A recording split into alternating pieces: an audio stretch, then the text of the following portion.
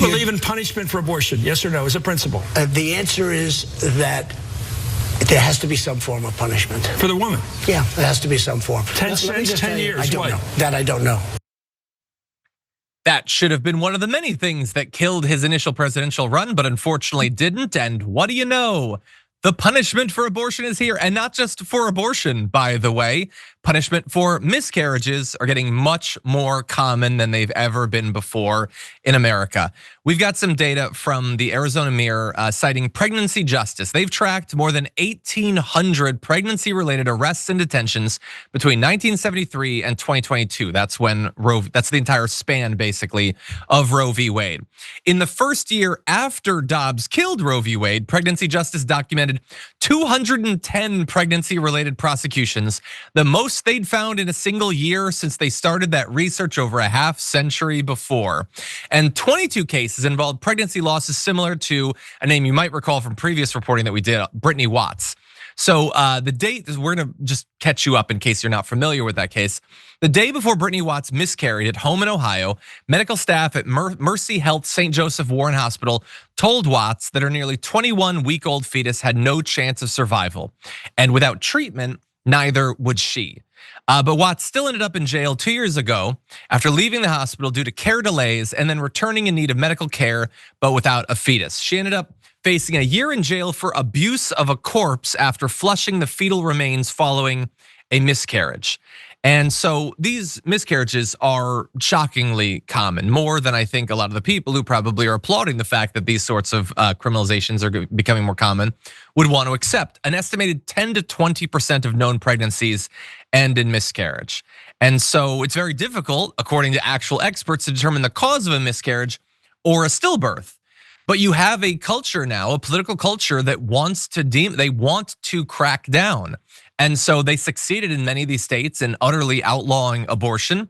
So the next step is you start going for, to be clear, certain sorts of people who experience miscarriages. Not everyone is going to be criminalized for experiencing this incredibly likely, tragically likely outcome of pregnancy.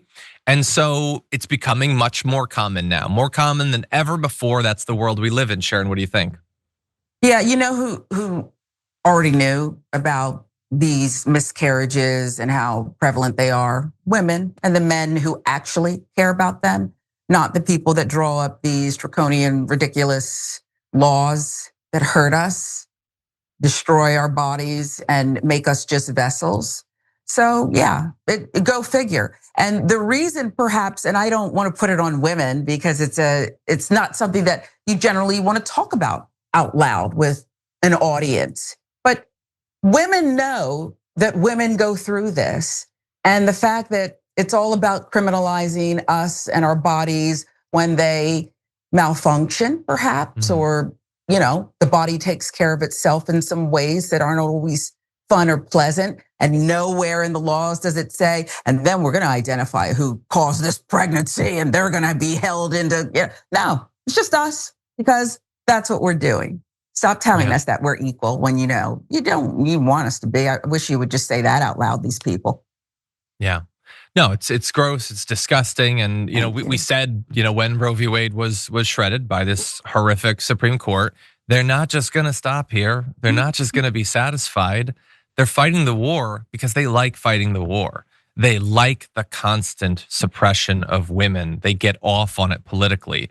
And so what do you know? It's actually getting worse. That said, it's also having consequences for sort of the makeup of America and Americans. So let's jump now to this. We have abortion. We have the whole thing brought back into the states where it belongs. That's where everybody wanted it for years and years and years. Again, that's not where everybody wanted it. And you guys, you knew that you couldn't win the argument. And so you sent it to the states where many states have outlawed it. And so we now have a situation, I should say, where some of America is civilized. And when you live there, you have control over what happens to your body. And in some places, we're not civilized and you don't have control. The state decides what happens to your body. And it turns out that when you set up a system where there's those two different sorts of states, people make decisions about where to live based on that. And that's what we're finding now. So the Government Accountability Office, they did this analysis of 55 different studies.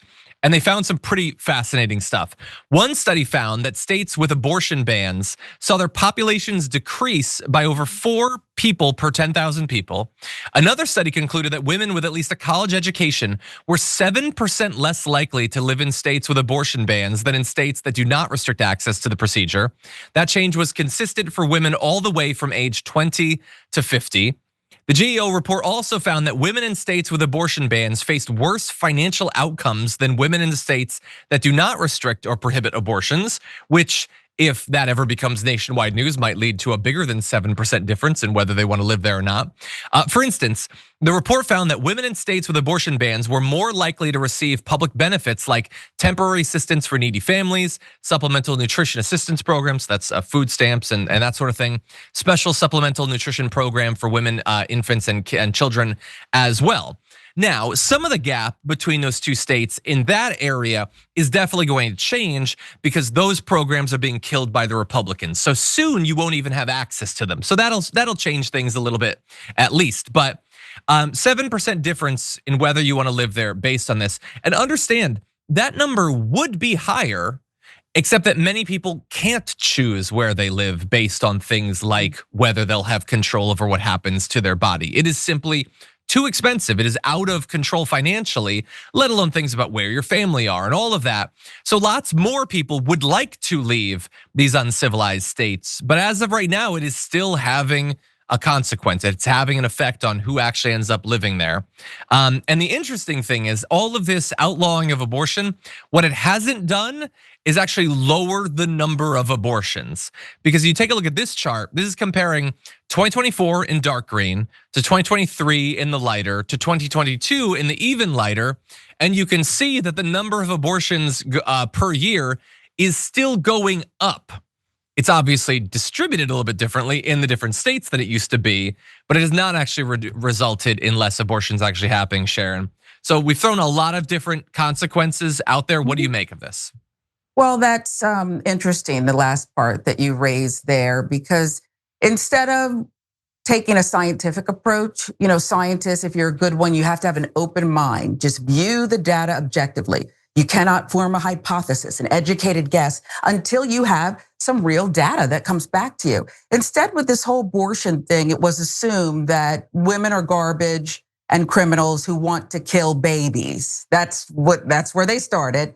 Had they just really studied it and understood that you and I don't know anyone who wakes up and says, golly, I wish I could get an abortion today. When can I get another abortion? It's so stupid. If you want to prevent abortions or have less abortions, you can do it.